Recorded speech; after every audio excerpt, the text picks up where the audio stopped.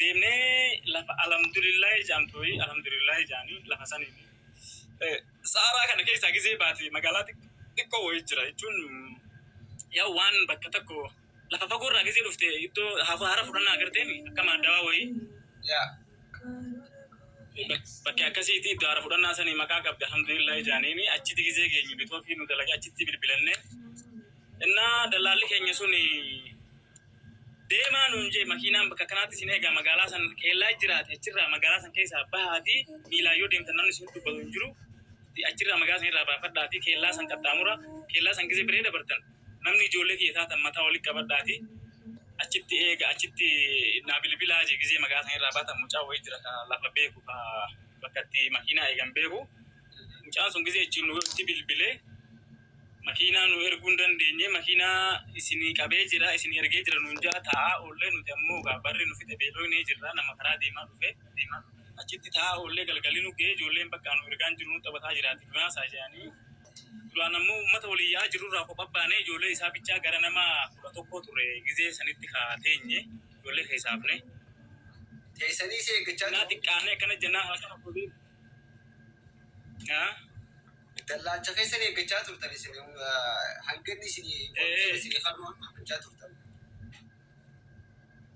Isa eeggachaa turre inni information isaa maqaa isin qabee jira isin ergee jira isin hin geenye numa jaa guyyaa guutuu taa'aa ollee galgalli nu ga'e ma hin dandeenyu nutis beela obsuu dadhabnee gara magaalaatti fuula dura deemuu qabnaa deemsi keenyallee nu gabaabbatannee kaanee deemne. Eegasi silkii san firraa olii akka ittiin bilbilamne bakka jechuun bilbiluu dadhabneef hin bilbilamuufi gisee bilbilleef illee silkii Somaaliirraa kadhannee gisee bilbilleef nu ta'uu gisee beeknurra cufaa.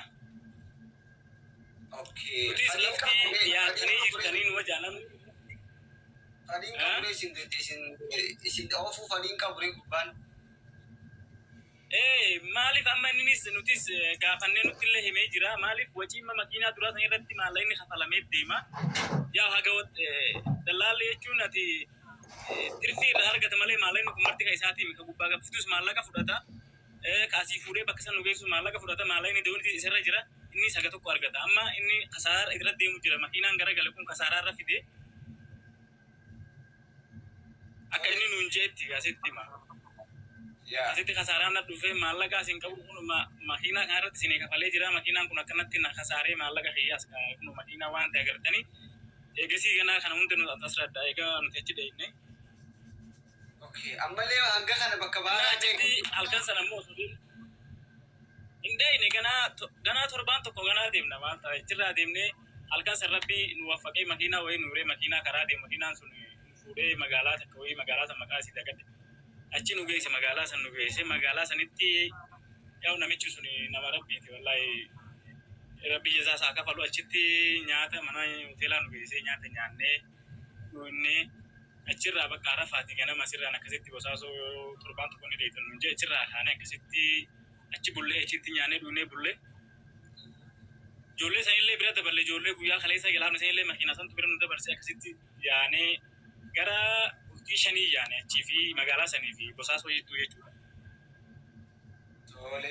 Hayyee eega bosaasoo eegalee booda bosaasoo gamta akka turtan. Bosaasoo gisee geenyu namichi kun ni dhufee ijoollee taraa taraanii isin fi'aa dooniin bishaan kaadhaan hunjaan dura bishaan nun kaadhaan hunjaanii suuqa seennadhaa of danda'an hunjaan suuqa seennadhaatii of danda'a jaan suuqa achi keessa suuqa tokko jira suuqa kudaartaa jechuun maali kuduraa fi muduraa kanatti gurgurantu jira. Okay. Namni akka ijoollee amma namni akka hiyyaa shabaabni kun suuqa san seenee hammaalas baatee dhalaa kana jala feestaala kana baatee deemtee mana geessitee fi yaa waan itti argatan achi keessa waa fuutee achi dubartiin Somaalee kun akka nama keenyaa kana fi waan hojjettu nama hojjisiisanii.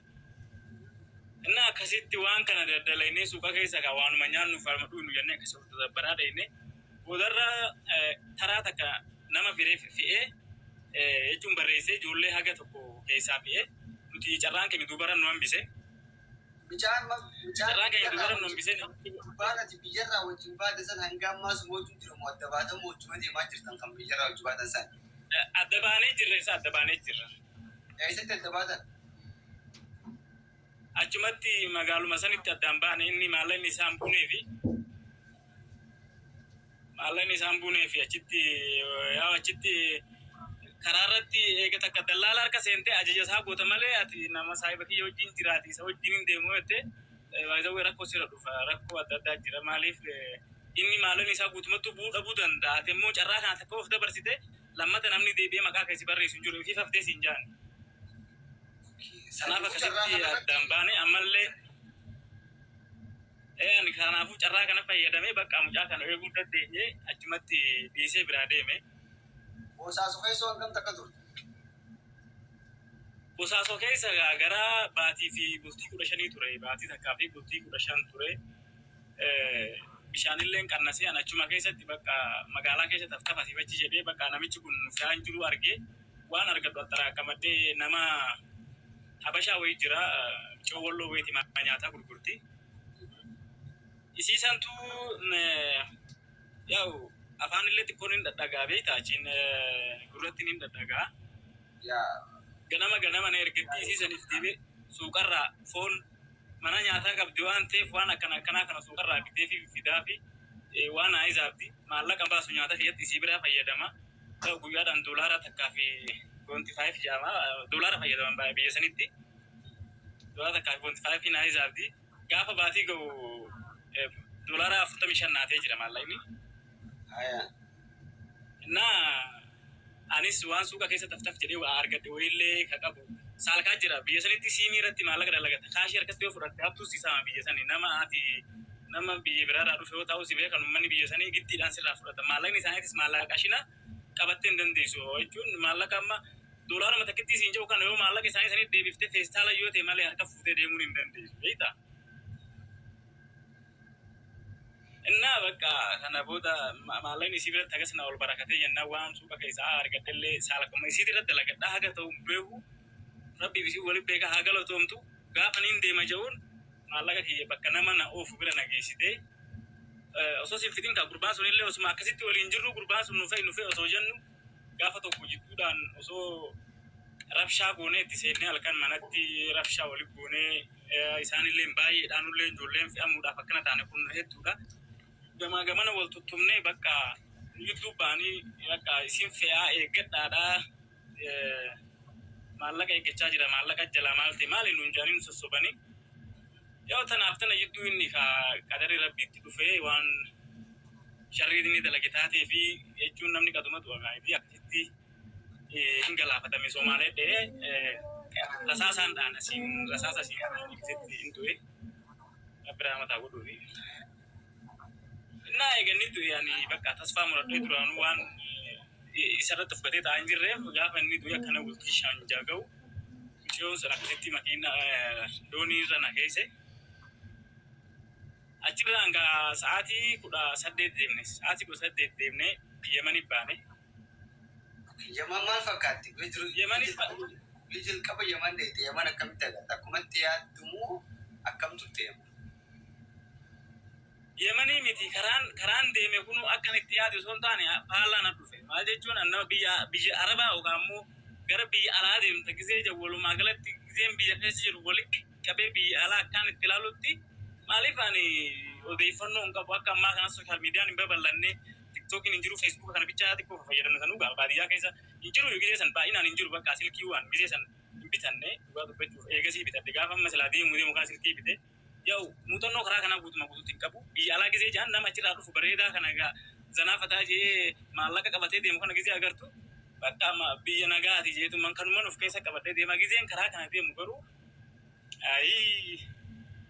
qullaa yaane qullaa huccuu jinsii Itoophiyaa kaanii beektaami jinsii kanaan biyyaa baane nuti jinsii kana uffannee biyyiin oowwiti jennaan inshaallah bakana si waa gabbuu ammalee hin jettu bakka jinsiin kun kalloo looliin irratti jechuudha jechuun xurii kana waliin urkaa keenya waliin maallaqa bitannee ifirraa jijjiiruu hin qabnu namni nu rifatee waan kana nu yaadu hin jiru ofirraa gannee butaan tiyyaane karaatti Somaaleen maal nu jaan uummanni kun habashiidhaa sammuu qabanii yaadanii nu jaan garuu nuti ammoo rakkinatu akka yaanne akka nuti hin qaanfanne jechuudha akka nuti agarteemi seenaa balleessinu kan godhaa jiru rakkina malee yaaduu dhabnee yookaan immoo safuu dhabneeti miti.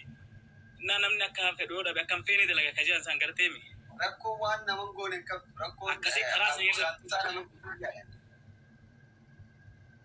akkasi wallahi kaakuno shiita faa ijoollee shiita kaatee faa jira jechuun surree ofirraa hartee shiita kana faa martiifatti jechuun shurraabuma kana godhannee bakka shiita ijoollee shamaraa kana faa kadhannee inni dhannaa yaa'u shaarbii isaan gatanillee haa ta'u fudhattee inni dhattaa bakka surreen kun qunchisee nufi dhaqaa ittiin deemuu hin dandeessu karaa kanarra yaa'u osoo makiinaan deemta akka tokko wayyaa dhagisee karaa deemnu sun akkana taane ciree nufi ta'e bakka ifirraa harree bakka kana akkasitti kanaan of gargaarsisaa karaa gisee deemnu sun akkasitti deemaa turre.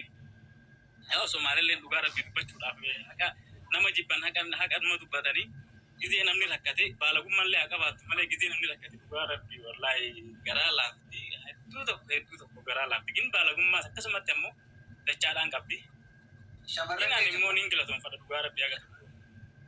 Ay ummata jechuun Somaalee siin jaa gisee karaa gisee deemnu sanitti hedduu tokko yaa nu gargaaran bakka nuti beelofnee dadhabnetti kan nyaata nu godhus ni jira. Karaarratti makiinaadhaan nu fuudhee karaa nuti deemnu kanatti fuula dura nu dhiyeessus ni jira. Akkasuma kan maallaqallee karaarratti nu kannu ka gisee karaa deemnu bishaan nu kannu waa hedduu nu godhaa turani. Kun qabsoo jireenyaa. Yaa makka durii maama badee jira lafti gaa. Yaa qabsoo jireenyaa waan nama godhan qabdu kun qabsoo jireenyaa jedhama. Kan namni qabsoo keessa jiru ni qoffisa daaran laaqama Awurooppaan laaqama dhoqqeen laaqama. San qofaa miti. Anillee naa kan Awurooppaa dhufe kasanii olii kan dabreen jira rakkoon qabu. Okay, Yaman kana keessattuu akkamii jiraachaa turte? Haalli jireenyaa maal fakkaata? Rakkoo Yaman keessa si qunname wantoonni Yaman keessa qunname maal fa'a? Ani baay'ee wayi lafa addunyaa kanarra haga deddeeme kana keessatti Yamanii hin jaalladhu bakka Yamanii fuula ani amala kiyyarraa fuula namaa dhaabbachuu waan jibbuuf Yamanii fuula namaa si dhaabdi. Yaa'u isaan raamata qabanii osoo ati hin gaafanne fuula keetirraa si beekan. Garuu an sanuman dadhaba Yamanii akka dhufneen gisee gabbuunu halkan gisee nuti gabbuunu dallaalaan nu dhufe. Dallaalaan nama qabaa achitti nuti olii gafa facaanee fiinee yaa'u biyyee keessa ciciifnee biyyee ofirra garagalchinee dhokonnee jechuun akka lafaa waliif fakkaannee akka namni nu agarre jechuudha. Warri dallaala qabu ni seenee dhokachuudhaaf jechuudha. Mufni jiru gaa wanni jala dhokatu wanni danqaraa ati keessa seentee badduurii baanu wanni gaarri keessa seentu hin jiru biyyee kanaa jira baaraa faanii. Baddaan baalee jirtu. Baddaan baalee hin jirtu. Baalee itti hafte suni. Innaa akkasitti dachii keessa dhokonnee biyyee ofirratti taanee maal jennee akkasitti nurra dabranii ganama gisee ichi kaanee baanu yoo inni nu dhufee yoo inni uffata nu kennitee timira nama dhukkubullee makiinaan fuudhanii kiniinii mana bakka kophee waan akkasii nu gargaaranii. Yaa warra dhukkubsatee immoo taabaana ta'e fuudhanii deemaniini warra immoo jechuun deemuu danda'u nama fayyaa qabu gargaarsuma si godhan nyaata waan adda addaa waan si barbaachisu kennanii.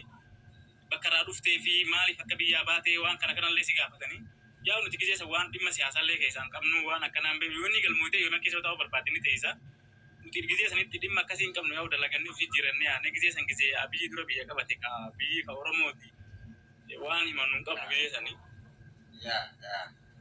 Okay, sababoota Yaman akkasitti Yaman keessa waan takkan teenya Yaman keessa bakkuma nadhiite bichaan bula malee karaa irratti saahiba hin qabu nama beekuuf dura Yaman keessatti namni Yaman keessa